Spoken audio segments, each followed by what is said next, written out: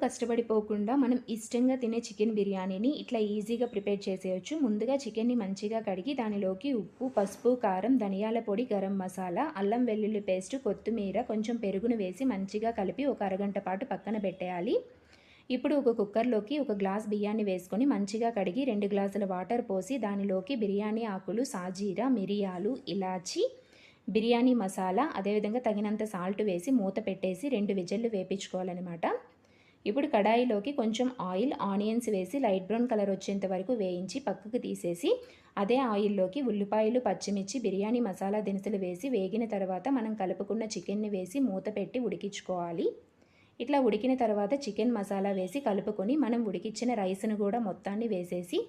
పైన మనం వేయించుకున్న ఉల్లిపాయలు, అదేవిధంగా కొంచెం కలరు, ఒక నిమ్మకాయ పిండేసి, కొంచెం కొత్తిమీర వేసి, గ్యాస్ అనేది సిమ్‌లో పెట్టేసి మూత పెట్టి 10 మినిట్స్ ఉంచుకుంటే వేడి వేడి చికెన్ బిర్యానీ